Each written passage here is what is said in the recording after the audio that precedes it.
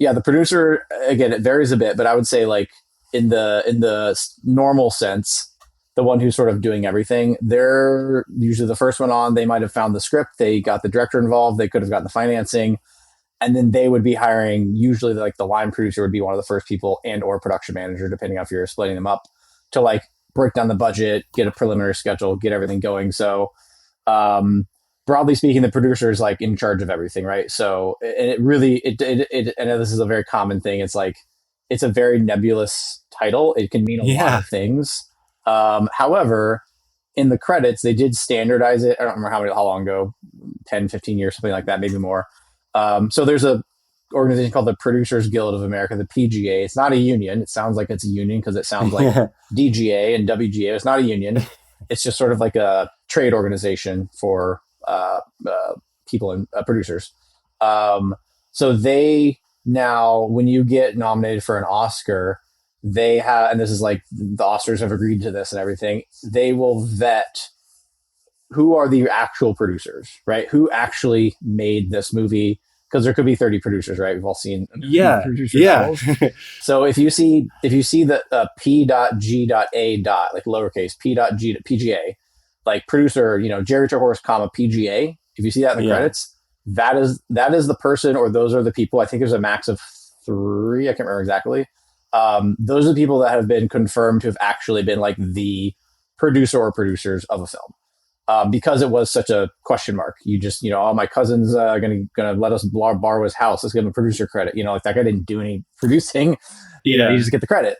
So if you see PGA, those are the people. Again, I think there's a max. You can't have 10 people. It has to be like who actually made the movie, right? Who got it made? Who got the money? Who got the talent? Who put all these pieces together and managed this whole process from script development to post production to distribution and everything? Those are the producers. Now, granted, one of them could have maybe one of them just brought the money, but either way, there are only three, and they literally send a little. I got one on a movie I worked on that was like an email from the PGA, like, hey, this person has submitted for their name to be certified as like the producer on this film. Like, is that correct? Like, basically, what is that right? Is there someone else? And they just had a series of like multiple choice questions Oh, and about they ask you confirming that. for confirmation to like Yeah, yeah, stake that name yeah. as. Correct. And to be clear, it doesn't matter. Like that doesn't mean anything. If they say no, it's not like you're not the producer. It's specifically for the Oscar. So it really doesn't matter. However, if you do see it, it at least means that people have they have confirmed, they've done some investigation into see who actually made this movie. And those are the people that say PGA after that. Those are the ones that, at least according to the people they interviewed, are the producer or producers of the film. But again, it can be, I know it's but in the most broad terms, they just do everything. Their hands are in everything, right? They're going to get the project started. They're going to get it either directly or indirectly cast. They're going to director. They're going to get finance. They're going to get it shot. They're going to get it through post production. They're going to do all that stuff and get it distributed, get it sold, make money off it, whatever, theoretically, right? Yeah, so they're there from like the very beginning to the very end. That's like the most broad sense of like the person who's actually producing the film. Now in reality, maybe there's three of them. One is the money guy, one developed the script, and the other one who's like on the ground managing it during the shoot, right? And they kind of share the duties. So again, it is still very vague, but if you see that PGA, there's at least they have been confirmed as one of the like main producers, for lack of a better term, on a project. Okay. Um, a couple other terms. What about co-producer, associate producer, and supervising producer? So many producers. If you look at the PGA website, there are little definitions for not necessarily all of these, but some of them. So a lot of those would make more sense on TV. So TV is a little different. I don't do TV. I mean, not that I'm I just I don't work in TV. Um, TV, there's a lot more producers that are actually like regulated. Like the titles are regulated. Like I don't know them because again, I don't do TV, but there's a hierarchy there. Gotcha. However, so some of those might apply to that, but to TV. But generally speaking, I've never seen a supervising producer in a film. Again, the indie film specifically. Although again, I think that's more of a broad term. I've seen that in like reality, for example. As a field producer is very common in reality or unscripted. That's a whole different hierarchy. A lot of the crew is just like blank producer on reality for whatever reason. So I couldn't tell you what a supervising producer does because they don't really exist in film. Co-producer, again, it doesn't have a specific definition that I'm aware of. I've gotten a co-producer credit. To me, it's sort of like the next best thing after producer credit, but it's understood you're not one of the main producers, but you've contributed in some other way. For example, like sometimes I ask for a co-producer credit simply because I'm, especially on low budget stuff, I'm very involved in the producing process. I'm not one of the main producers, but I'll weigh in on the script sometimes. I'll weigh in on casting sometimes. I'll weigh in on other creative decisions, not as my main job. So to me, co-producer is something like, okay, you didn't produce the film, but you did do something valuable. We'll give you a co-producer credit. Now that's just me. Someone else could have a completely different definition. So unfortunately, there really isn't a clear one for either of those.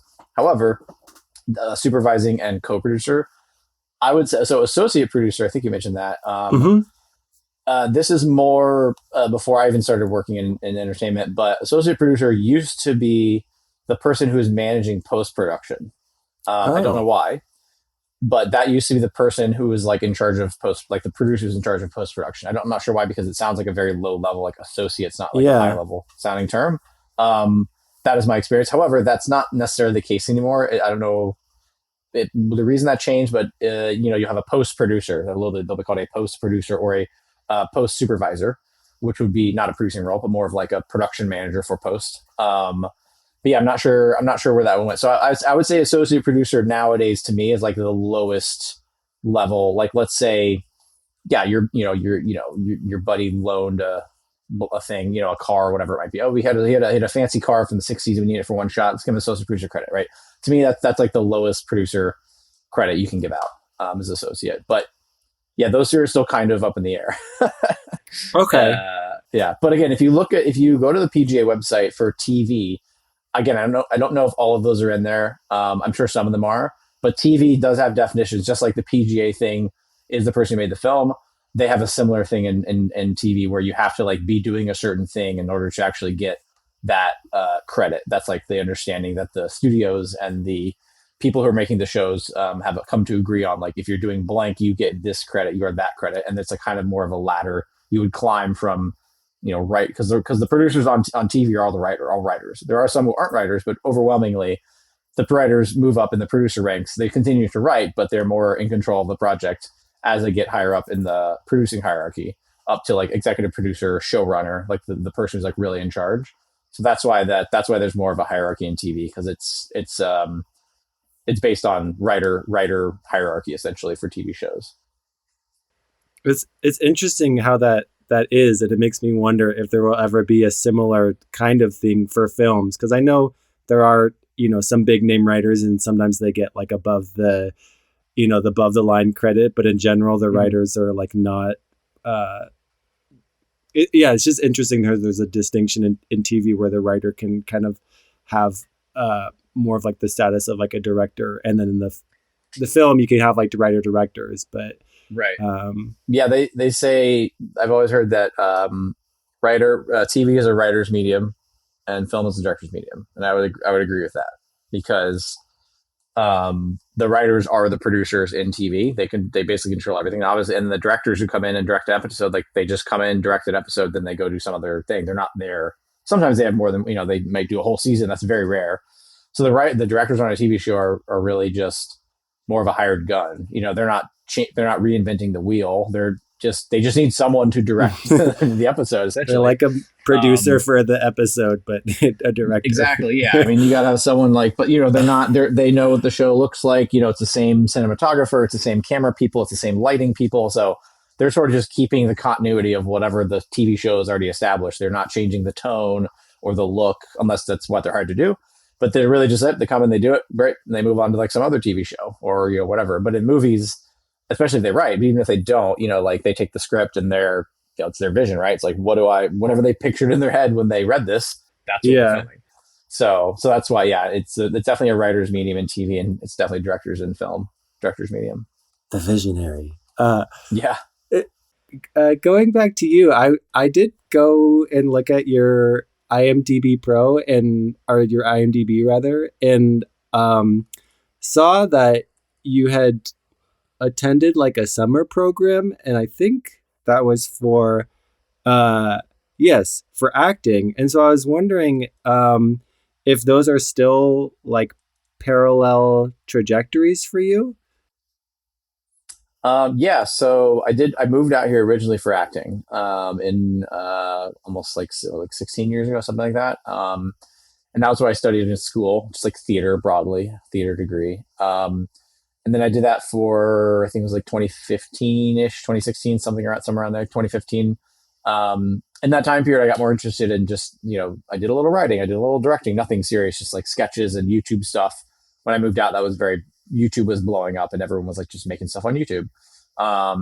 So I wrote a little bit, I directed a little bit. I wouldn't say I really produced or directed, like, they were very basic things, but nonetheless, I produced a little bit. So I started realizing, oh, okay, there's other things that I like to do beyond just acting, but I'll probably do that later in my career once I'm established. I'll start my own company or whatever, right? Um, and then eventually, I realized the more I thought about it that sounded producing specifically sounded more interesting to me than acting, and so I was like, well, there's no reason to do the acting thing to produce later if I could. Why not just produce now? And that started what I'm doing now. That eventually became production. So eventually, originally, I was just like trying to get like assistant job or whatever, work your way up from the inside, and that didn't really work out. I got some jobs and I had a lot of interviews and stuff, but nothing I really loved. And so I did that, and I was like, all right, well, the other option is just like, well, just start making shit. Like, tell Yeah. everyone you're a producer, and be like, all right, well, if you need someone to like manage your shoot, let me know. I will do it. I had friends who were a lot actors and writers and stuff, and they're doing little sketches and shorts in their apartments, and so I would just be the guy doing paperwork essentially. And eventually, I realized I don't know how to make money doing like that's really hard. So it's hard to make a living as a low budget producer. It's hard to make a living as a low budget anything, but let alone a producer because you might get paid a tiny amount of money even if you're lucky, but also like you're spending way more time on this, and then you're not there for 3 shoot days or something for a short. You're there for months maybe getting it all set up. So that eventually became production management or production generally, what I do now. And then I just sort of transitioned into that. I picked up like the standard budgeting software that everyone uses, and just started telling everybody, "Hey, I am a line producer now, and if you need a budget, I'll do it for free for like a low budget film. I'll do it for free because I don't know how to do this yet. But just like Yeah. if you get it funded, like you hire me. That's sort of the handshake agreement. I'll do it for free because I'm admitting that I'm inexperienced and it may not be perfect. However, if you get money for whatever the thing is, just hire me and then you can pay me then. And then so I just transitioned from there. Yeah, I was, and it wasn't much of like, oh, I don't like acting anymore. Like acting's not going well.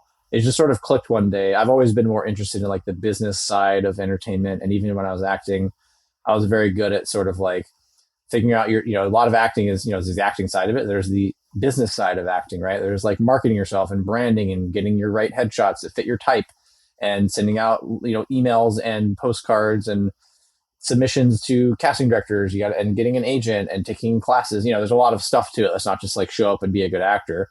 And I was always better at that side of it. I think I am a good actor, but I think I was naturally more inclined to the business side of it. So when I thought about producing, I was like, this is good. It's good to be business minded as an actor. It's very helpful. And you can get, it's great. Obviously, you have to be a good actor still. But it's sort of like you don't really need to be good at that. I know plenty of actors who don't know shit about anything business, but they're really good actors and they know everything else. And so the people that do that for them, right? But in Yeah. producing, you can't not be good at business. Your job is the business side. There is no other side, right? It's business side, all business side.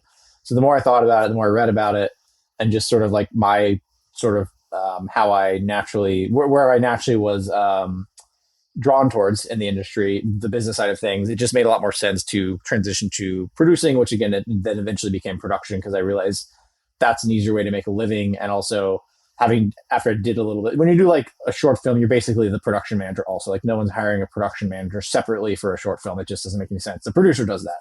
So it was Yeah. essentially the same job in a nutshell, at least again, at the low budget level. And then eventually I realized, oh, like on films, there's a line producer and a production manager and this and that. So that's what I sort of angled myself towards.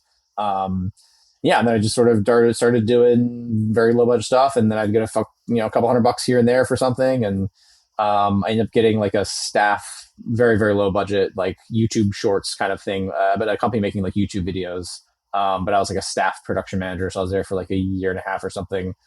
These were like $2,000 for shooting on like like a colored background, paper background, one person in the camera, very simple things.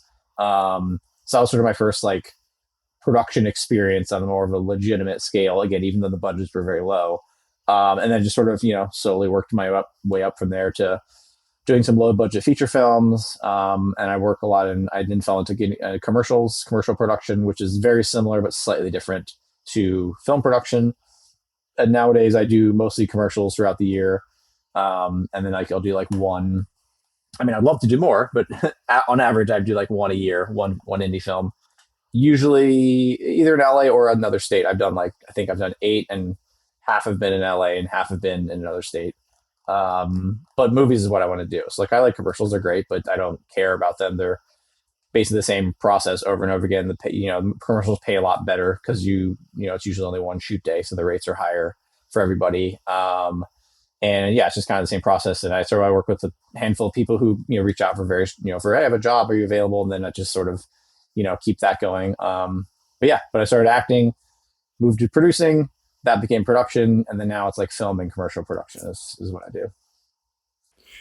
I as you were well, thank you first for going through that, your whole like trajectory of how those Sure. two things kind of evolved. And as you were talking, I I had some uh, kind of questions come up, and one was about like as the budget, uh, the relationship between the budget and the script, and wanting to learn a little bit about how like the lens that you use when you get a script for a project. Do you go into like budget mode in your brain when you're reading it, and do you have like a little Excel sheet running in your head of like, oh, we're going to need this for that?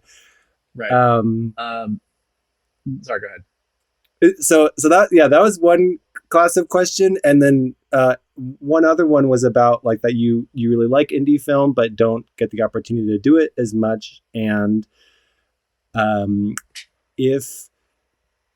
if you then are very selective about those projects that you do once a year or so, or if it's more like a timing thing. So either direction, I'll let you decide which way to go. Sorry, Sim, what was the first one again? So the first one is about how you Oh, budgeting. read Yes. scripts, yes, and Right. sort of the nitty gritty of that process. Yeah. Well, I can start there. So I usually read it once, not thinking about the budget. I mean, I'm still thinking about it, but I'm not like taking notes. Just to like, I want to be able to read it for like the story. Just to see, like see if I like it and everything at the very least, and just how I respond to it. And I'll be like completely honest with you, like I don't care. I obviously can't be terrible, but I don't care if it's like a good, amazing. I'm not turning down jobs left and right where I have the luxury of saying, well, this one isn't very good. However, if it's definitely unfinished, like you can tell it's not like this isn't a final draft. Like this still has work on it, needs to be Uh-huh. worked on. Like I wouldn't want to work on that movie because that means that whoever is making this doesn't understand that this isn't ready to be made yet. Now, if I really needed work and I was like struggling, sure, why not? But, and I wouldn't necessarily tell them that because it's not my job to, I can certainly give development notes, but I don't generally don't. And also it's just like, it's not my place to develop, give someone notes on their script. That's a script reader or a producer, or a friend of the person or whatever. Right. So, but yeah, normally I will read it, see how I like it and respond to it. If it at least seems like, okay, like this is like at least good, but I've never read one that was like, wow, this is awful, and been like, I should work on this, because again, it's like our taste is very different. If you think this is good and ready to shoot, and I think this is not good and therefore not ready to shoot, then we might not see eye to eye in a lot of other ways. So it's just not worth, why butt heads, right? They should find someone who actually likes it. So there is a little bit of that, but I wouldn't say I'm super picky because again, I like working, and my job is to make the movie, on budget, on schedule, which is incredibly difficult, to be clear. It's very rarely on budget. There's, I'll get into that a little bit, but Yeah. my job is to support it from the logistics side. So like whether if you think it's great, it really has no bearing on me. It's just more of like a vibe fit. But yeah, I'll read it usually once through from a creative point of view just to get a sense of it. And again, like I said, I'll still be thinking of things like if there's like a big house explosion or some big stunt, I might like, oh yeah, okay, there's a stunt on this page, and then I'm going to go back through it. And when I'm actually, well, two things. If I'm actually like someone's paying me to break it down and budget, or like I'm attached as the line producer and part of that is making the budget, I wouldn't necessarily read it twice. If someone just like say, "Hey, what do you think about the script?" Like I'll kind of combine the two, because it takes a little while to read a script, and I'd be reading for Yeah. a lot longer if I didn't do that. But so it's a little of each. But usually, I want to give like a pass where I'm just focusing on the script, and then the second one will be actually breaking it down and kind of going by not necessarily line by line, but scene by scene or page by page, and making small notes of like, okay, here's a car chase, or okay, here's a shot in like the plaza in New York. Well, that's expensive. Just little things in that way, because usually it's my first, just my first take of it, and I want to give them back like, here's my thoughts. Like I I try to give people, again, if someone's reaching out like, hey, I have a script, I need a budget, or like I want to make it, I don't know how much it costs, or like I want to give them an estimate, right? I can't really give them a specific number until I actually like break it down, take the time to do that, which can take a few weeks, but at least I can read it and be like, all right, in my opinion, this is like a $1.5 to $2 million, whatever, right? Obviously, depending on where you're filming and your actor, whatever, right? You can, if you're hiring, I don't know, Forrest Whitaker, yeah, probably not a $2 million movie, but just like, indie film terms, I like to get like a general estimate, and I'll take some notes of like, here's why I think it's roughly that much. Um, so yeah, so I guess it's like a little bit of both, but I do try to not be only budget minded in at least the first reading of it, if that makes sense. Yeah. Um, I'm I'm pausing to kind of think about some questions I had along the way. Um, have Okay, so based on your estimates, will people ever then, like, because I know you said it's not really your job to like give notes, but like, are there times where people are like thinking that their budget's gonna like come in at a certain number, and then you kind of tell them like, oh, it's probably more like this, and then is it then up to them to decide if they want to like kind of make different creative choices to bring it closer to budget, or like raise more money, or and any number of Yeah, options?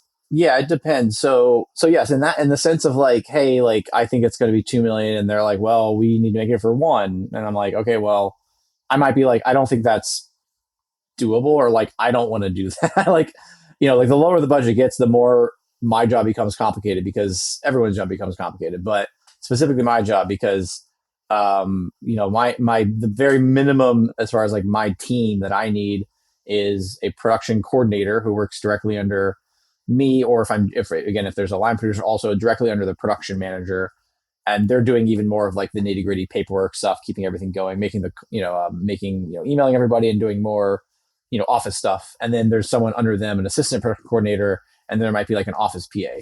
Now I can make a movie with just a coordinator, but it's a Yeah. lot of work, and that's fine. I've done those. I've done several of those movies.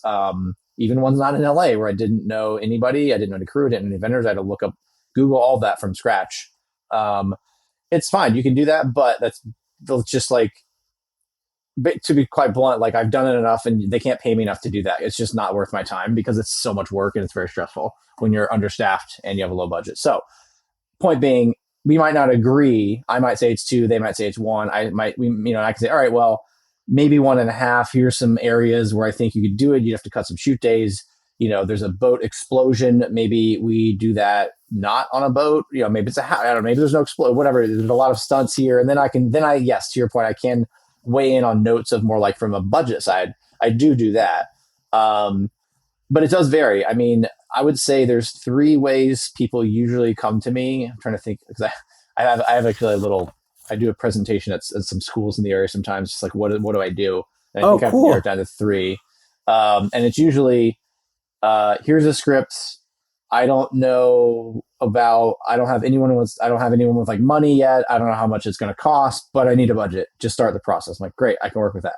Make the budget, whatever, we figure it out. And in that case, Or they're are they giving you like a fee just to provide yes, like and then they can either continue working with you, or you're just a one off, like here's the budget, here correct. you go.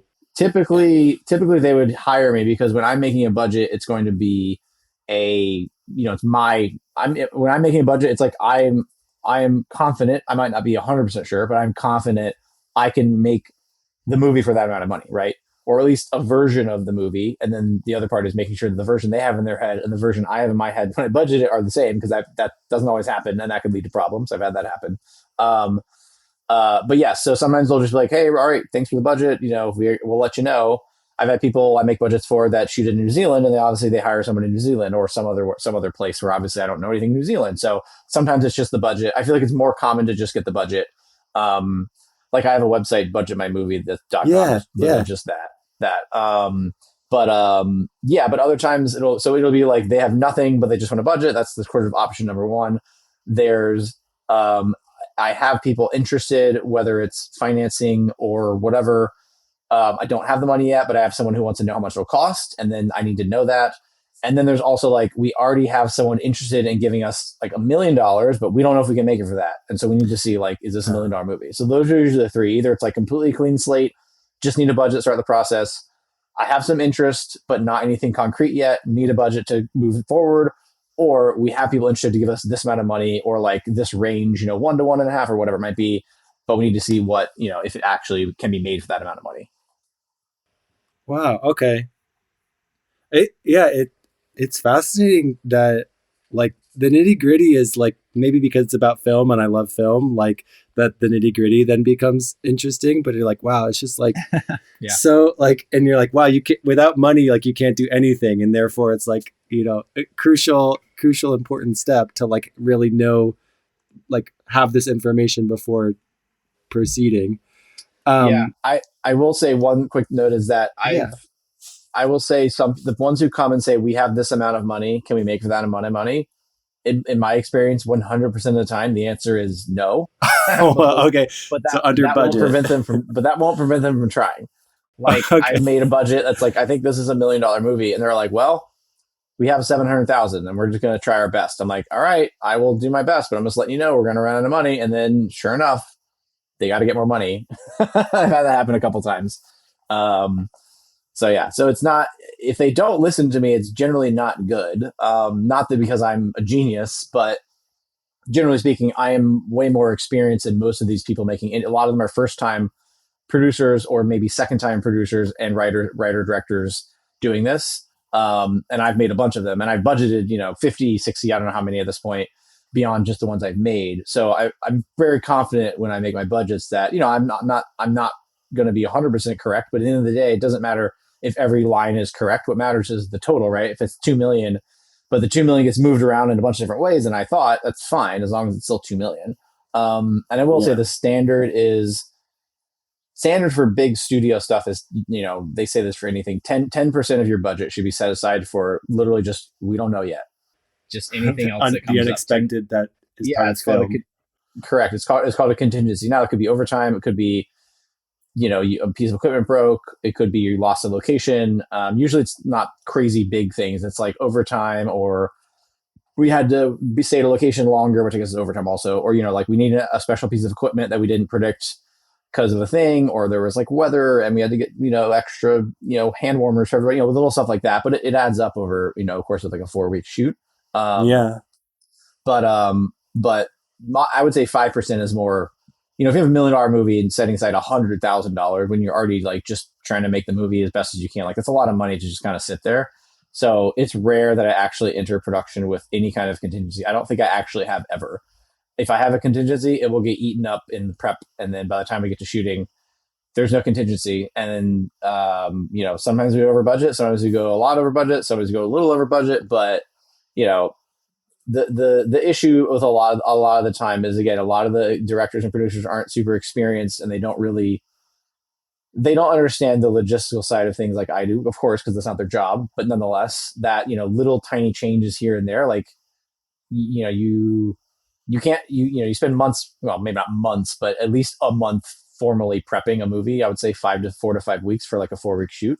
Obviously you're doing stuff before that too, but like officially like paying people and everything, getting all the quotes and everything set up and the schedule and everything. You spend a long time prepping it, but a lot of times you have to change things, and things changing cost money. And I think a lot of people don't really understand that. Not they don't understand things change, but I mean, I was shooting somewhere. We had a location that was like free. It was like an alleyway behind a building. This was not in LA, so it was much more chill. It's like a smaller town. And we didn't go there with the sound on a tech scout, right, where you go in with all your department heads and make sure Yeah. here's what we're going to shoot, right? You walk through everything. Didn't take sound because they weren't, we were in another state, so we weren't going to fly them out to the shoot. And also, like, sound is kind of a bonus. I feel like on tech scouts, like, you make it work. Well, we got there with sound on the shoot day, and there were just high powered, like high voltage power, not high voltage, but some power lines above us that were just very loud. He's like, I can't hear anything. All I hear is like, and like we had to figure out where to go. And there was an alleyway literally around the corner, but it was a different owner. And so they're like, let's just shoot over there. And I'm like, you can't just shoot over there. Like, we need to, I don't know who owns that. Luckily, I was able to find the guy. I called him up. He came down. He's like, yeah, if you just let me bring my daughter. Again, this is not shooting in LA where it's still more of a novelty. Oh, wow, a cool movie. If Yeah. you let me bring my daughter to set and let us hang out for the day, you can use it for free. I was like, great. So we figured it out. But even something as simple as like, well, let's just shoot there. If that was in LA or a much bigger shoot, you can't do that. You just can't do it. You don't have a permit for that necessarily. You don't know who owns that. Where your truck's in relation to that? Like, is it down the street? Is it, even going a few blocks down the street? Well, now all your gear, it's got to go a few blocks. It's very small things like that that seem minor can really amplify cost and time as well. Obviously, time is money, and everything is so stretched already, is already so rushed on an indie film that, again, moving anything. So, long story short, not to belabor the point, Yeah. it can little things can really compound very quickly. So to the point of like, well, we're going to make it for less money than we have. I'm like, that's fine, but I'm going to tell you, it's going to run out. Like, you're not going to be able to make it. Or I'll be like, here's how I think we could make it for the, like, let's say $300,000 less. You got to cut Yeah. 5 shoot days. You got to get a cheaper camera, or you have to cut your crew down. Whatever it might be. And usually those things are like, well, we don't want to do any of that. I'm like, okay, well, I don't know what to tell you. And then sometimes they still go forward with it, and then we run out of money, but we're on pace to run out of money. And I remind them, and then fortunately, on all the ones I've been on, they've been able to get more money, whether it was 50,000 or a few 100,000 in some cases. But that's not ideal. But I think that's very common. I mean, I've been fortunate that we've never run out of money on a film I've been on. We've been close, but they've all been able to get more money, sometimes large amounts in short periods of time. But that's not always the case. I think it's much more common to run out of money if you start with too little, you run out and you can't get more, because it's already so hard to get any money, let alone more money. So yeah. Are there are there things that people like classically under budget or like over budget, Mm-hmm. or are there things that like particular kinds of like scenes that people would not understand, like why maybe the budget is more than, because all this that you're talking about kind of points to like when you're not familiar with the nitty gritty, it can just kind of be an abstract Right. concept in your head, and then you go to actually do it and like all the details kind of manifest into financial numbers. Yeah. Yes. I mean, I'm trying to think of anything specific. Yeah, I would say. Let me try to think if there's any specific examples I can think of. Um, I think because obviously everything I do is based in LA. I mean, again, I've shot 4 films not in LA: San Francisco, North Dakota, New Jersey, and like, what was the other one? Chicago. Um, I think people underestimate. Well, let me give you examples. The one I shot in San Francisco was, he was young. He was pretty young. He was like 22, 23. It was like $1 million-ish movie. And he had not done a feature before, which again is not that uncommon, but he's done shorts. Yeah. And really nice guy. He's very talented, but he didn't understand until we kind of got in it, and then it took took like week 2. He's like, okay, I kind of get what you're saying now. I think he thought a feature film was not a longer short film. Now I think people know that, like, they're not like, well, it's just the same. Obviously, there's more people, there's more stuff, but especially if you're hiring like professional crew, and I don't mean people who are in their 50s, they can be young, but people who like are professionals. They do this for a living. This is all they do. They're not doing it as a hobby. You really don't have the luxury of just kind of changing things up at a moment's notice. Like, you really are locked in to. That's why you spend so much time in prep. So I think people probably underestimate how easy it is to change things last minute. And I don't mean like, oh, let's change the lead actress's top or something. Oh, maybe you have something, you can grab something quick. I mean, like, for example, if you are shooting a certain actors, and maybe you have other actors who are like, when you're traveling, you keep them around unless they have a long break, even if they're not working. They might work Monday only. You're still keeping them there all week because obviously you're not going to fly them back and then back again, right? So they're just hanging out at the hotel or whatever. If it's like on location, Yeah. but just because you have them, like you don't necessarily. We had a situation we were trying to. He was trying to add a character or something, and because we were low budget, and also San Francisco is very hard to shoot a low budget. It's not cheap. It's not friendly to low budget film at all. And he just wanted to like bring a new character in who wasn't shooting that day, and then their wardrobe, and the wardrobe was like, we don't have their wardrobe. We don't have everyone's wardrobe. Like we just have what can fit in like our little van, and the rest is waiting to be used other days. So it's like you don't have a trailer filled with wardrobe like you would on a bigger studio thing. Not that he would think that, but he did. Yeah. He definitely seemed like he treated it a little more like, oh, it's a short film. I'm just shooting for like 20 days instead of 3 or 4, and it's very much not. And also, um, I think people underestimate, um, like I feel like grip. Honestly, like grip is just like camera support, dollies and stuff like that, and just like all the flags and C stands. And grip is usually not super expensive, and it really depends on what you're doing. It would certainly be expensive, but I think most people think of like camera and like lighting and I guess art department to a point, like props and set dressing and everything. But I feel like grip is always under budgeted. I feel like people underestimate also um, art department, right? Set dressing, right? So like everything you like, I think honestly, I don't even know if I fully understood it till I was doing it. If you're seeing something on screen like that, that's not what it looked like when they showed up. Like it might have, maybe like they're obviously it's really low budget. Maybe you just, okay, this is exactly the house we want. It looks perfect. Don't change anything. But that doesn't usually happen, especially if it's like the main character's house or their bedroom or something very specific. Where like you need like things that they would do. Are they an artist? Do they have drawings of, or all that stuff? So if you see like I remember seeing like a quick, just like any standard like well-known movie from the even now like 2000s or whatever, 90s, 2000, they start off on like their room and they're painting the room and they show their room and there's like the credits are rolling a little bit and you hear someone talking and then it like stops them on their bed. Well, that whole room was designed, like that whole room probably took multiple people an extra day before everyone was even there just to set it up, right? So like it's not just like you show up and you shoot the room. A whole team of people has been dressing that for an entire day. They probably cleared everything out of it. I've been to really nice houses and shot stuff. This is commercials too.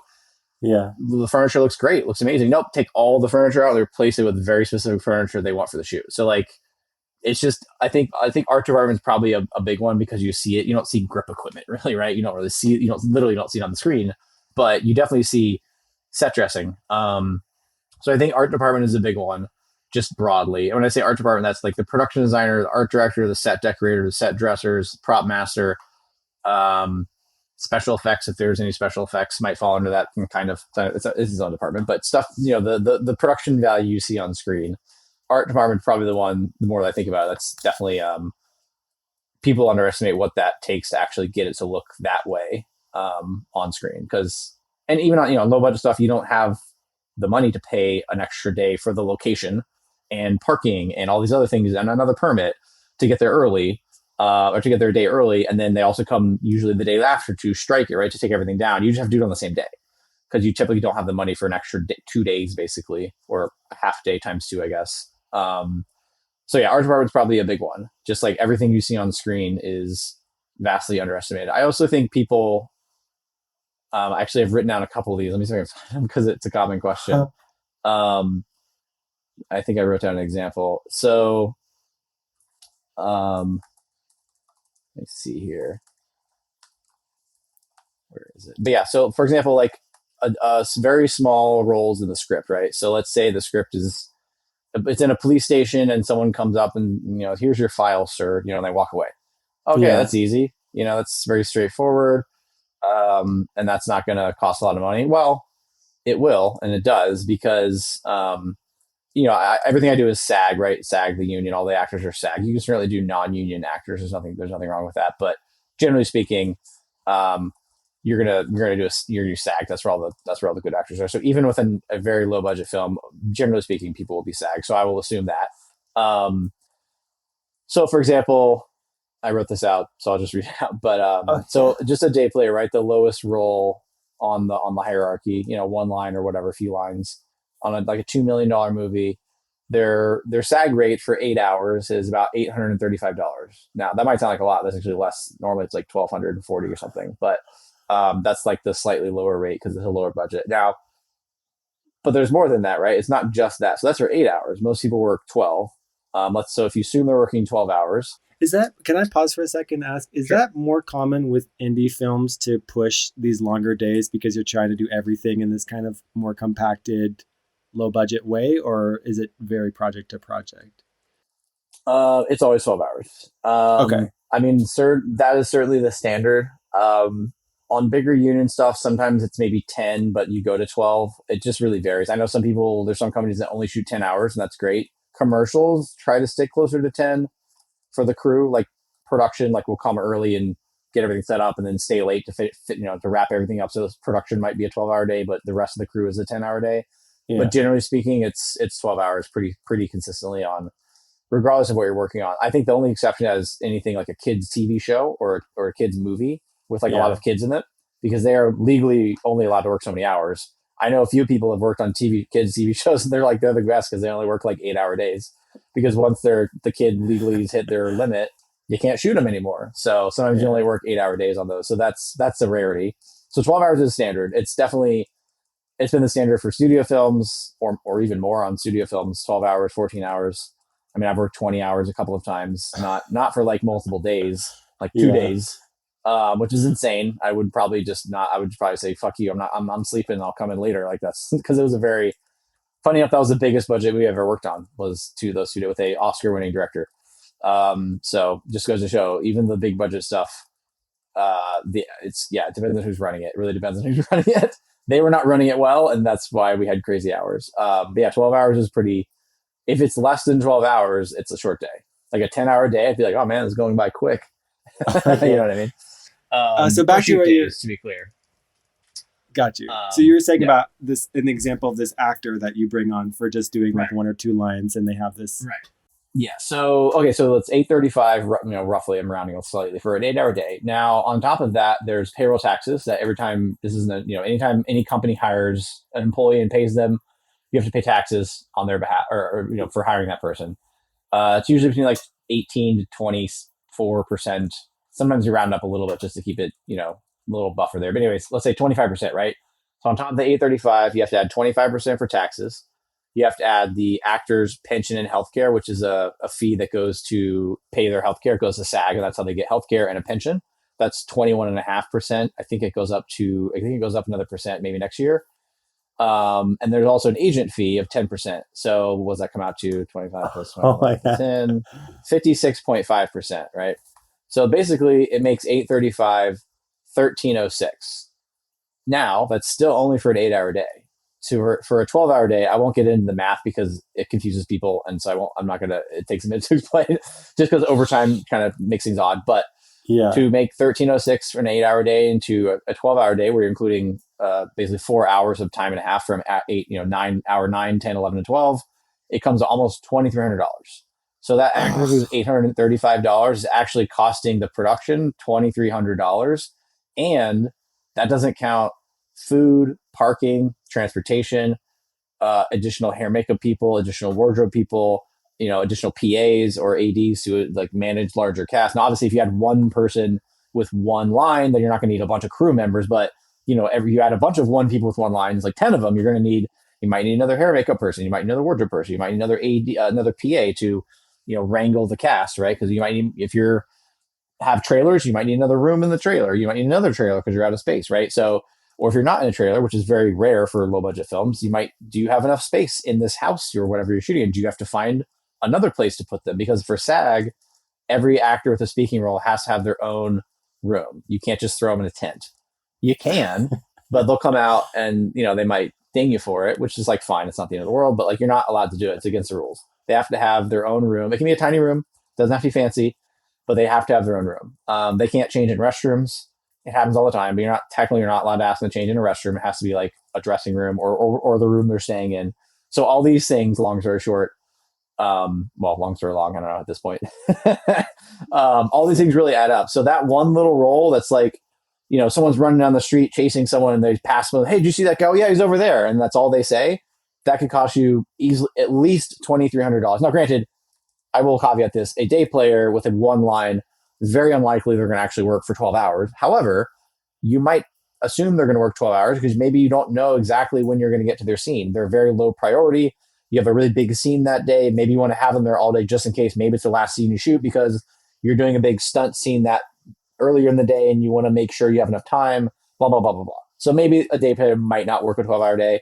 Even so, it's still going to almost double it from 835 to 1300 plus food and everything on top of that, just from all the fringes is what they're called. Fringes are taxes, union pension and healthcare, and agent fees. Anything you're adding to a wage that isn't wages is called a fringe, and those add up very quickly, especially with when you get to the union. That's what makes hiring union people very expensive. It's not necessarily the rates, all of Yeah. those are high. It's just you have this additional percentage. It's much higher for crew. For crew, it's more like 40%, right? It's 20 something percent for actors, but it's more like 40 something for like IATSE, which is like the crew union. Now that's not, Yeah. it's not like, it's not literally 40%. It's a different calculation, but it does add up very quickly. So I'd say, I've had the conversation several times like, hey, you guys have 67 roles in this, and I budget it every day and I line, every role has its own line, its own amount of money. I'm like, you guys have like 7 roles here that are just don't seem super necessary. Like maybe you can combine it with someone else. Can you make it one role? Can you make it 3 roles? Or just eliminate it entirely and get that, whatever. He's over there, maybe does he see him over there instead of someone telling, whatever it is. I've had those conversations with directors early in the budgeting phase of like, hey, it's going to cost like this much for each of these actors. You can get out 5 day players, you're saving several $1,000s. It's probably one of the easiest ways to save money because if you got rid of 5 of these day players that just had one line, they're there for 8 hours. That's still almost, what is that, 1,300 times 5, 6,500 bucks. And that's not even including again food and all that stuff. So call it $7,000. So it adds up really fast if you have a lot of little random roles that I think are make sense when you're writing it, but when you really sit down and think, is it like, oh, do I really need that role? And sometimes you do. Sometimes I need this person to say this thing because of this, but oftentimes you really don't. Or you can combine cop number 1, 2, and 3 into just cop number 1, or Officer Stevens, and he says all 3 lines, right? And that person's there for one day, whatever it is. So yeah, that's definitely a big one. One other thing I wrote down for like the something that might sneak up on you, because actually I have a little breakdown of this specific thing in this document I have. Limiting exterior locations, or exterior shots. Now you definitely want some exterior shots because if you don't have any, it kind of looks a little weird. It looks like there's just no like establishing shots. Like, oh, they're in a bar, you see a shot of the bar, and then they go in the bar. It just looks a little strange. It kind of makes the film feel limited. I've had some films like that. We actually went back and added some establishing shots because it felt very small. Like it didn't feel like a real world we were living in. So it's just like inside of a bar, inside of an apartment, inside of a coffee shop, inside of an office, right? It makes You me think of definitely like need a some. episode of Friends or something. Yeah, exactly. Yes. But you see, like when they do that, they'll be in Central Perk, right? You see a shot of the front of Central Perk, and then they're Right. in Central Perk, right? You'll see a shot of like that famous Seinfeld diner, and then they're in the diner. Without the quick little shots, it feels very. There's one specific we did this with. We just didn't realize it until we saw the edit, the first shot, the first edit, and we're like, I think they just took like photos and kind of did a digital zoom. It wasn't anything like they spent a lot of money on, but it made it Yeah. significantly different. It just felt way more. It just felt normal where it felt a little off before, but too many exterior locations can be tricky, especially if you're in a place like LA or just like more of a bigger filming hub. Because typically exterior locations, if you're like, I'm talking like a street corner, a road, obviously, especially like driving shots would definitely fall under this. But anywhere you're exterior like that, unless you're in like a yard of a house, but even then, it's like usually the government is more involved. Like there's like, are you trying to shoot it on the street? Well, do you need police there because there's people walking around? You need to police literally the people. Like you can't stop people. You can ask them to move and you can say, hey, can you hold for a second? Usually you need, at least in LA, you need police for that. You can't just have like a PA do it. I mean, you can try, but generally speaking, it goes better if there's police. um, but yeah, exterior shots can definitely add up quickly. And also it's sort of like, if you're just on a street corner somewhere, you're not near like your house or someone his place, like where's everything go? Where are you putting the cast? Where are you putting catering? Where are you putting gear? You can get trucks and stuff parked along the road. You can get permits that will like block the road off for you for your trucks. But again, where are you going to eat lunch? You're just in the middle of the road. You got to rent a place. You have to transport people there. Do you have passenger vans to do that? Can you walk? Probably not. How far is parking? It's just like once you get out of places where it's like kind of centralized, like okay, we're at this house we're renting, and they have a really big driveway. We fit all of our trucks there, and everyone else can park. Oh, there's a parking. The neighbor next door has a big empty lot. We can rent that for 1,000, but whatever, right? And that makes it easy. But if you're like just kind of in the middle of nowhere on a street corner or just a road shot, there's nothing there, right? And you got to have it all. You got to have places to do all these things, and so it adds that can definitely complicate things very quickly, especially on a lower budget shoot. I don't think people really think about it. They're like, oh, well, they're just like, he's running from someone, so we get a couple shots on a street and then a corner, and then he's going through a yard. Those can be a lot harder to get, even though they might be really quick. I will say on that note, montages. Now that I think about it, montages are really bad. this, this is 'Cause if awesome. you think, It's slightly depressing, but also I was like, this is like the real. It's like the real facts that I think people, would yeah. behoove them to know. Anyway, so montages. Well, yeah. So you think of a montage, right? So it's like, let's say it's a travel montage. That's pretty common, right? So it's like, okay, so they wake up, they go down with their suitcase, they get in the taxi at the end of their house. There's a shot of them looking at this, or looking out the window in their taxi. They get to the airport, they get on the plane, they land, they get out, they go to another taxi, and they go to a place. Now, how many scenes is that, right? It might be like half of a page if you write it, right? Oh, it's like there's like house to taxi to airport to taxi to house. Like, oh, that's very quick. No, that's like that could be several days of shooting. I mean, literally, if it's literally, unless I won't even get into the logistics of like filming at an airport or a plane, even if it's fake, that's expensive. But That that could be aside, episode 2. right? Yeah, yeah. That aside, like you have to go to a house, and you have to go outside the house. Now you have to get a shot inside this taxi, or looking on the window. Like you have to have a hostess tray, which is a thing that sticks out of the side of the window and looks at the character in the window. You have to have police for that. You can't drive around because it impedes traffic. It goes into the opposing lane. Blah blah blah blah blah. Then you have an airport. That's like 6 or 7 different scenes, all in different places, and all require you to move to be there. So if you tried to shoot all of those in one day, you'd have 5. A company move is where you move the entire shoot, not just like a few things. You move everything. All your trucks move, all your people move, all your equipment moves, and they're very incredibly inefficient. And you want to avoid them at all costs because you're going to lose a few hours. I mean, I've moved down the street a few blocks, and it takes an hour and a half because you have to load up all the gear, you have to move the trucks, you have to clear out the location, you have to have an advanced team there, security to make sure no one's parking in the no parking because people do it, and then now you can't park your truck. Like it takes a lot of effort to move, even if it's very close. Like moving 1,000 feet might as well be moving 5 miles. Like it's not any easier other than the drive. But the drive itself is not what's long. It's the loading and unloading and reloading and resetting everything up multiple times. So montages are probably, now that I think about it, probably the number one thing that, because on the page it's very small. They go here, they go here, they go here, they here. Great, it's like 5 lines. But like when I break a script down, I will turn that into a new scene heading every single time. So that will be like 5 or 6 different scenes. Now that some of them might be the same, maybe you can use the same cab in a different part of the same city and shoot them at the same time. But that's just one example. It's a travel montage. Let's say it's like the Rocky training montage, right? If you were to go look that up, I mean, he's all over the place. That dude's in Philly. He's in somewhere, like this place. He's that place. He's running here. He's running there. Again, they got to go to all those places, and that stuff is not easy to do. If they're really quick shots, there's ways to do it. If it's literally just like hopping out, he's running by, you just throw a camera down on the corner. But again, like, do you have the correct lighting? Like, do you have a permit for that? There's things that come into it that make them tricky. So they're definitely hard to, definitely add a lot of money for maybe not a lot of value, depending on what it's for. Montages.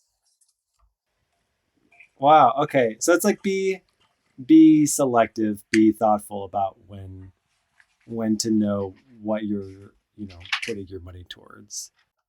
Yeah, and to be fair, like I'm not expecting anyone to know this, let alone if it's like their first or even second film. Like it's my job.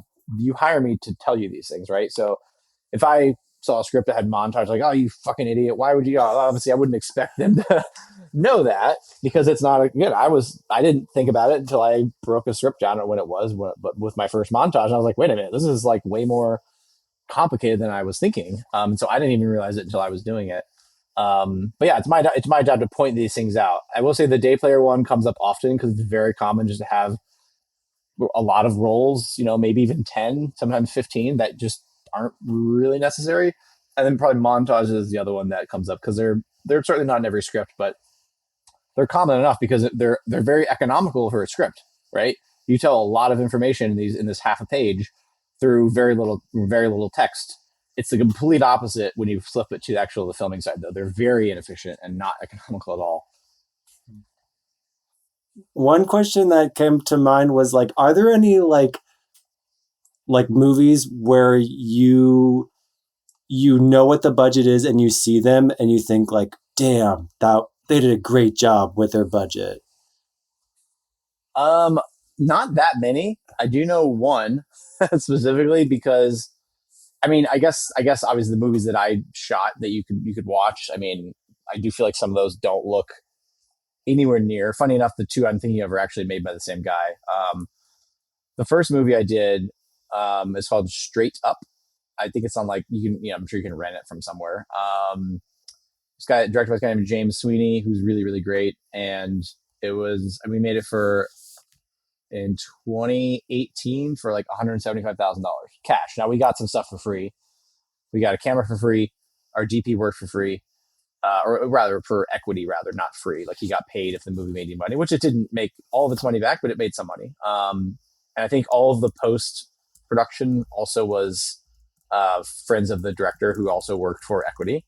So we got a lot of stuff for free. All in all, still, I think the budget, even if we'd paid full price or paid for everything, we got equity for $250,000 max, which is still very low, incredibly low. It's very hard to make. Even back then, it was hard to make a movie for that amount of money. Very, very, very hard now to make that movie. You couldn't make this movie now with the same budget. Literally, you could shoot the same movie; it would cost $500,000 because minimum wage was significantly lower, and everyone just got minimum wage, and a variety of other reasons too. But um, that movie looks like if ever when I first came out and I showed people, it looks like at least a couple million, 2 million, low budget, but not like crazy low. It does not look like he did a really good job with the resources we had. I mean, I will say I did a very good job with it too because it was my first film and it turned out really well. Um, so I don't think that one does but one that I didn't make that I do know the budget on actually is the second film that came out. Um, I don't know, last year, maybe this year. So it actually got into Sundance. It's called Twinless in 2025, and it got nominated for the audience. I didn't work on it, to be clear, unfortunately, but I sing its praises because I worked on his first film, and he's very talented, and it was a really good movie. It got into Sundance. It got nominated for it won the audience award, and it got nominated for the grand jury prize, which is like the best picture of Sundance. And I highly recommend it. It's a really good, really, really great film. I'm sure you can rent it somewhere. Called Twinless, like Twin LESS. Okay. Um, I know the budget of that one, and actually, if I'm actually, I didn't like see the budget. He told me the amount and everything, so I don't know the exact amount of the budget. But I was actually surprised it cost as much as it did. To be honest with you, um, however, he did shoot it in the Pacific Northwest, which is generally more expensive than LA. The crew is more expensive and locations and stuff because there's just not as much stuff there. It's not as much places to rent things from and whatnot. Yeah, but I don't think it was like wow. I'm shocked they spent that much. I could see how they spent it, but I was like I feel like you could have done that for less because I actually budgeted a version of that movie a few years before that for like 2 or 3 million to shoot in LA. Which is a few million less than I think what they shot that for. I don't know 100%, but like maybe 5 million or something, if I somewhere in that ballpark. Um, and then I did not, I don't know 100%. So Honora, the movie that won Best Picture a few years Yeah. ago. Yeah. So I didn't work on that. I don't know anything about the budget. I just know that it was reported to be, I think it was like 6 million, which I saw the movie. I was like, what? Where did they? Didn't seem to be that. And then more I thought about it. Well, I found that it had like 47 shoot days, which is Oh, incredibly high. damn. That is a lot of shoot days. I've never shot more than 25, and I've shot a $5 million movie, and it was 25. So he did a $6 million movie, or theoretically, in 47 or some. It was 40 something. I think it was like 47. So that's obviously going to add a significant amount of money. The quickest way to add or subtract money is add or subtract shoot days. Um, That's the most obvious way to do it. So, but then I looked at it also like they did you see the movie? I did, yeah. I was Yeah. thinking of So the like airplane because you when said airports are expensive. yeah, no, like I mean, and then just her when she's hanging out with this with the rich guy at the beginning. They're in this mansion, right? This massive Yeah, house. They were there for a lot of the movie, so I'm sure there was that was not a that place could have been 20 grand a day. Like I don't know. So the more I looked at the details, I was like, okay, actually makes sense. I can see why they. I think I might have even commented on Reddit about how they actually spent that much money. And I guess he shoots very slow. So I mean, but 47 days alone, that's or whatever it was. That's crazy. I mean, my $5 million movie would have been $8 million if I shot for 47 days. Um, so that's yeah. So I would say that I mean, there's other ones I've made. Obviously, that you can see, um, but I think those are probably the most well known, not well known, but the easiest to watch. I do have a couple other ones that are on like you could rent them or whatever, Amazon or Apple or whatever, iTunes. But yeah, I think Twinless is probably the most because I actually read that's the first movie that I've read and made a budget for that they didn't use but made a budget for.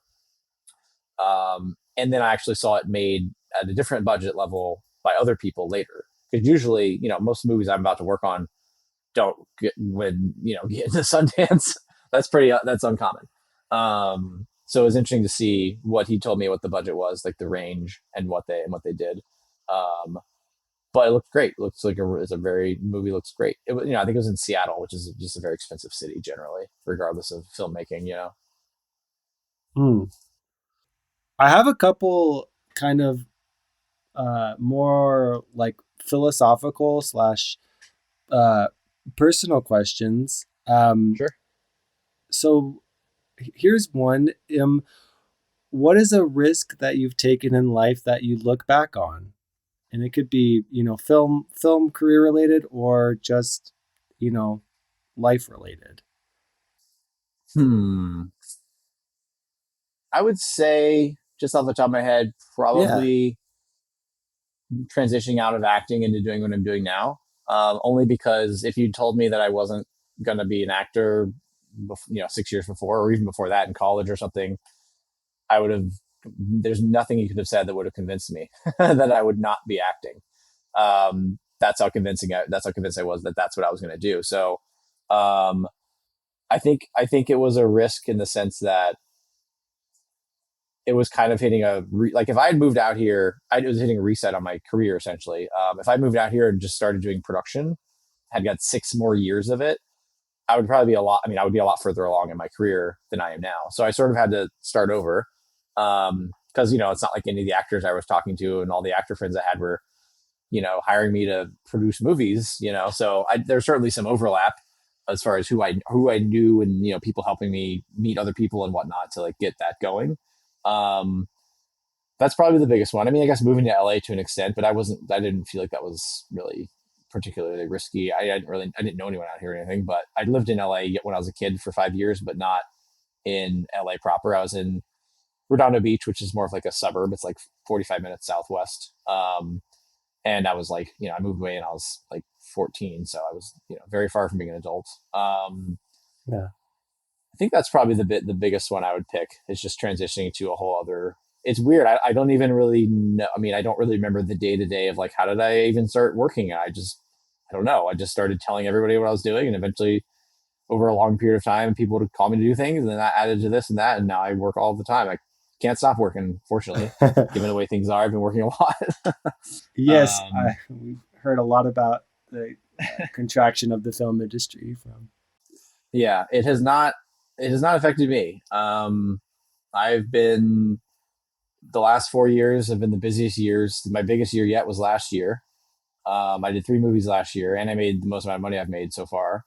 Mostly because I was working on. I did commercials too, but 3 movies, two of them were back to back. It's like I might work for 2 or 3 weeks on a commercial, but I'll work for 2 or 3 months on a movie. So if I'm doing three of Yeah. them, I'm working for a very long period of time, and I don't have to keep looking for work. Yeah, and like it's weird. I don't like to tell honestly a lot of people that I'm like working all the time because it feels like because a lot of people aren't. But I Yeah. also spend a lot of time, networking and reconnecting with people and just making sure I'm like top of mind and trying to meet new people. And I think the overwhelming majority of the jobs I've had so far this year, it's almost 7 months, is new people, or 6 months.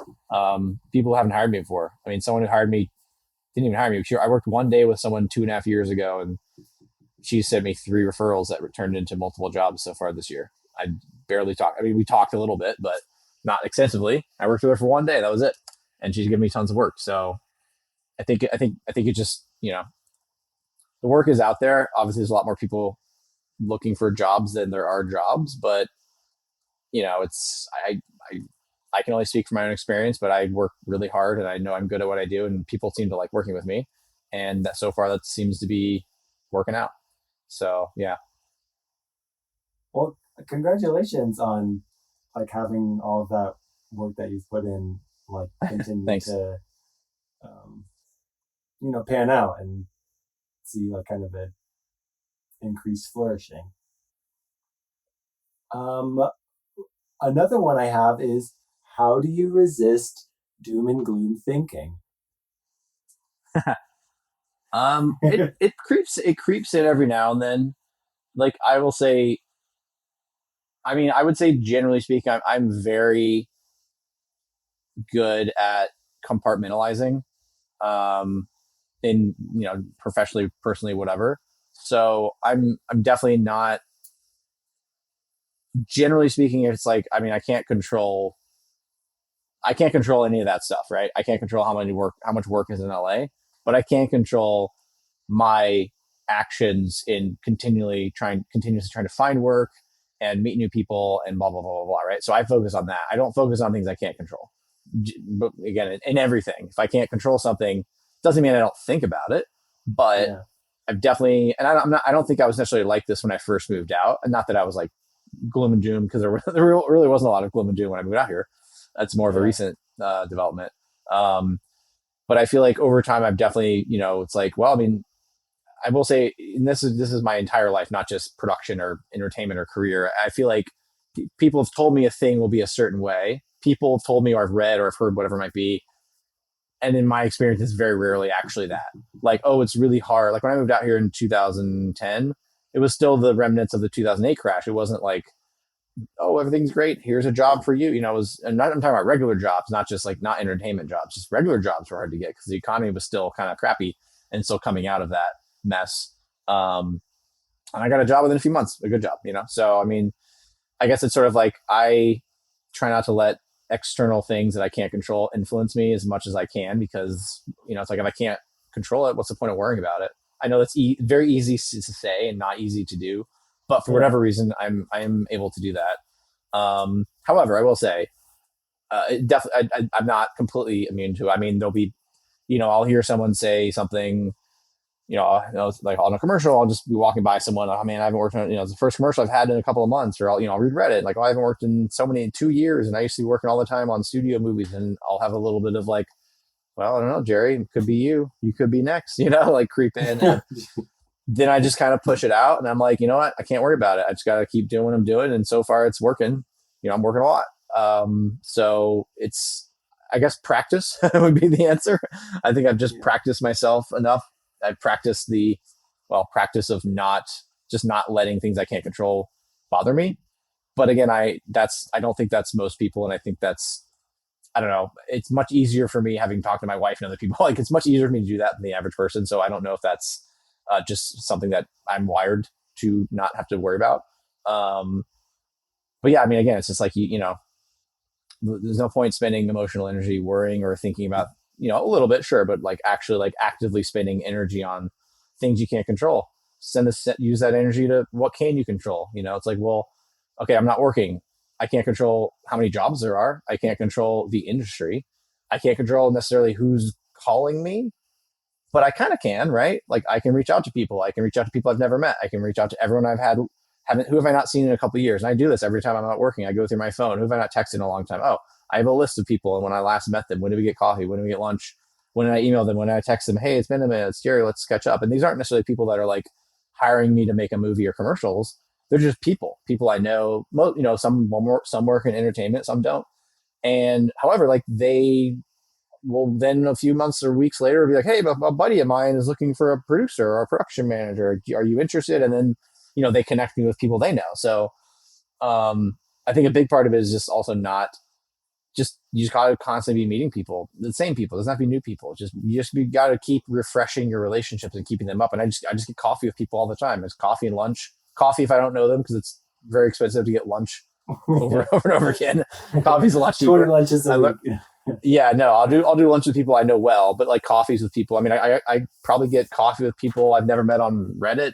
I mean, I've probably gotten 5 or 6 of them in the last 6 months, like once a month, and I meet with anybody. I have a couple people that recently hit me up. I'm like, oh yeah, let's get coffee, sure, whatever.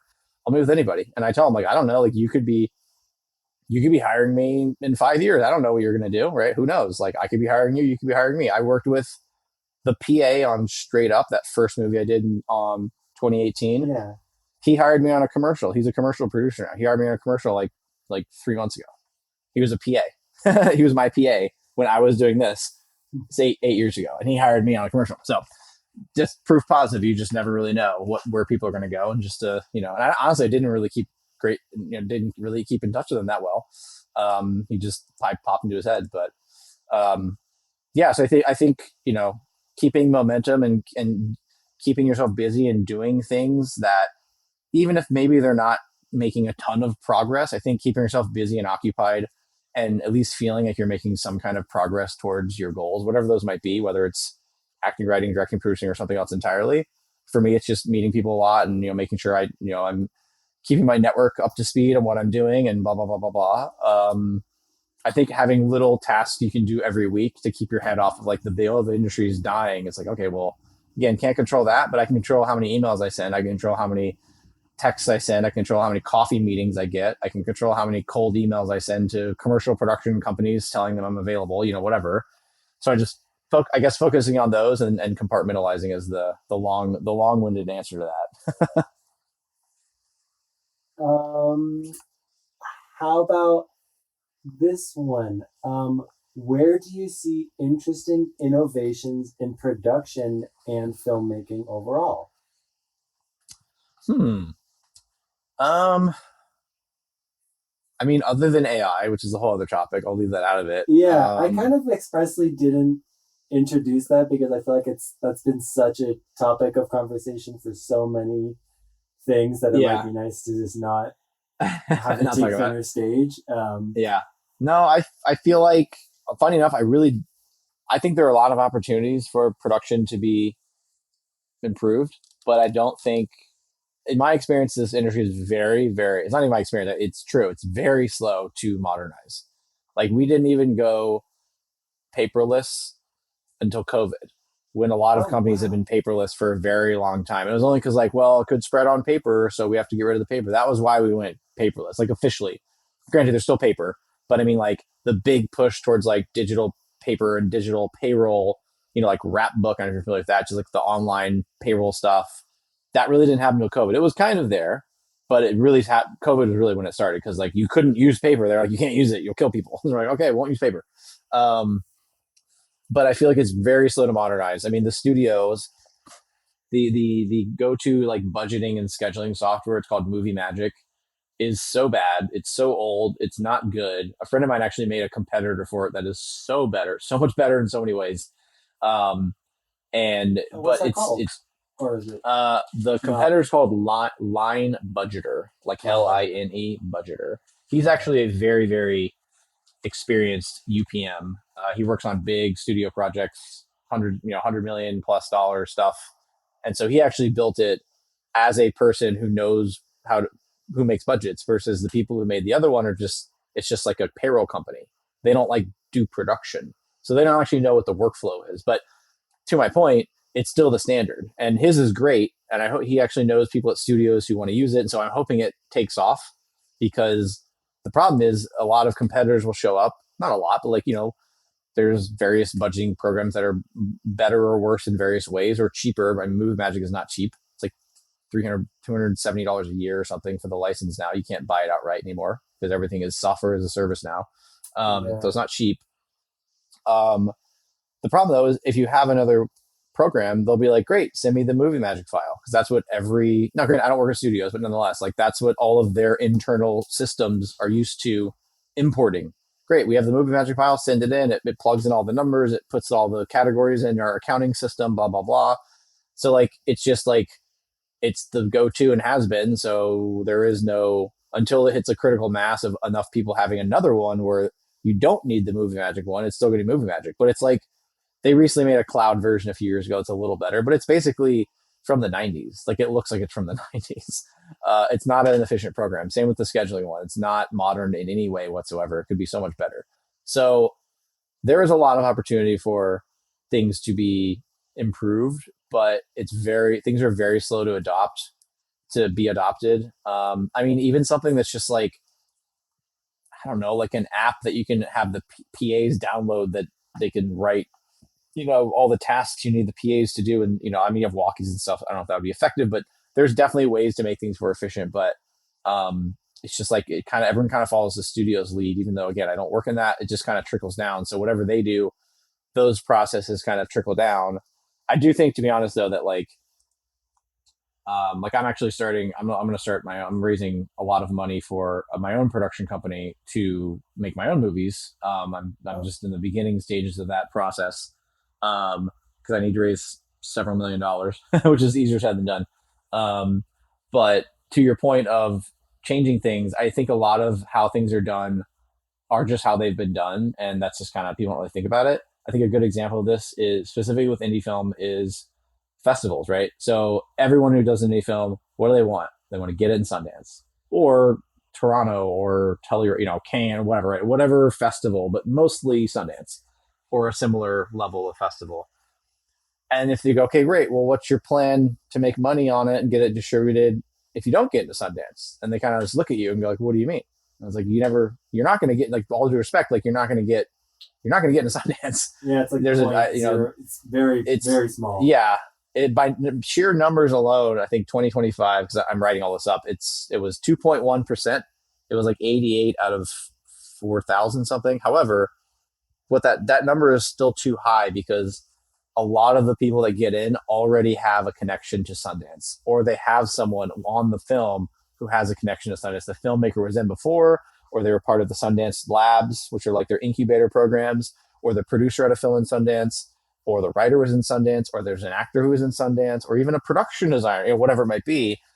I remember looking this. I think I posted a Reddit comment about it because people were talking about something about Sundance, and I did. So Twinless, that movie that my friend did. Yeah. I remember looking that year, and of the 9 films that were nominated for the Grand Jury Prize, which is basically like Best Picture of Sundance, I think 9 out of 10 of them, and I listed out, had some connection to Sundance already, or either that or someone who was well known in the industry, including Twinless, the guy who produced it. He's an Oscar nominated producer. He's at the end of his career, but he's been around forever. He knows a ton of people. He made movies in the 80s and 90s, like Top Gun and shit. So like he knows people in Hollywood, right? So all of the movies except one of them had either a small or either a small or significant connection to Sundance, or just people in Hollywood who obviously are very successful. 9 out of 10, right? So that number is probably more like less than 1%. So, but people still do it. That's like the standard. What do you do? Oh, we're going to do the festival route. And it's like, great. Well, if you don't get in a festival, what are you going to do? And they don't know. They don't think about it. They don't go that far. They just hope they're going to get in a festival. And it's like, why? I mean, why? That's not even that worked in the 90s, maybe the 2000s, but the Sundance and them, they're really not independent film festivals anymore. Every single one of those movies has famous people in it. They all have movie stars. They all have movie stars now. So the traditional Sundance that we know just doesn't really exist anymore. It's really just a low budget famous people movie festival. Like A24 has movies there. A24 is not a small, it's not a studio, but it's a big company with a lot of money and a lot of clout, and everyone knows A24, right? So that's not indie film. An indie film is Obsession. Obsession is an indie film.